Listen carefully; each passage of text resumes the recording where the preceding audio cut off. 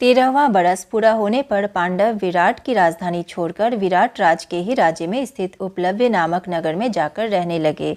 अज्ञातवास की अवधि पूरी हो चुकी थी, इसलिए पांचों भाई प्रकट रूप में रहने लगे। आगे का कार्यक्रम तय करने के लिए उन्होंने अपने भाई बंधुओं एवं मित्रों को बुलाने के लिए दूत भेजे। भाई बलराम, अर्जुन की पत्नी सुभद्रा तथा पुत्र अभिमन्यु और यदुवंश के कई वीरों को लेकर श्री कृष्ण उपलव्य जा पहुँचे। इंद्रसेन आदि राजा अपने अपने रथों पर चढ़कर उपलव्य आ पहुँचे। काशीराज और वीर सैव्य भी अपनी 2 अक्षौहिणी सेना के साथ आकर युधिष्ठिर के नगर में पहुँच गए। पांचाल राज द्रुपद 3 अक्षौहिणी सेना लाए।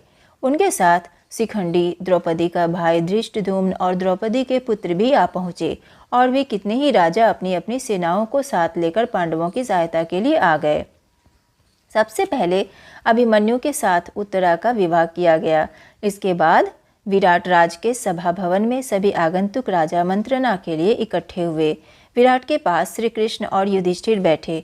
द्रुपद के पास बलराम और सात्यकी और भी कितने ही प्रतापी राजा सभा में विराजमान थे।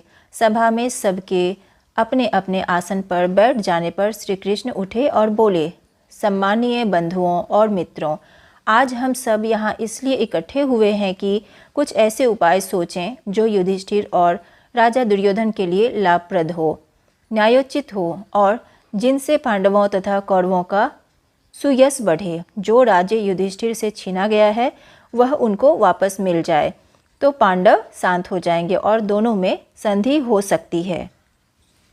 मेरी राय में इस बारे में दुर्योधन के साथ उचित रीति से बातचीत करके उसे समझाने के लिए एक ऐसे व्यक्ति को दूत बनाकर भेजना होगा जो सर्वथा योग्य हो।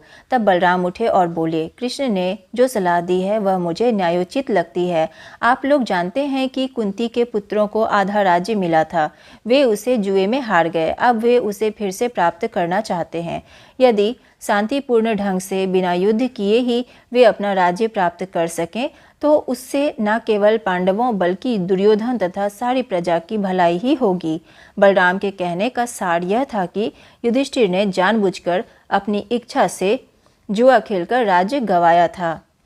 उनकी इन बातों से यदुकुल का वीर और पांडवों का हितैषी सात्यकी आग बबूला हो उठा। उससे ना रहा गया। वह उठकर कहने लगा, बलराम जी की बातें मुझे जरा भी न्यायोचित नहीं मालूम होती। युधिष्ठिर को आग्रह करके जुआ खेलने पर विवश किया गया और खेल में कपट से हराया गया था।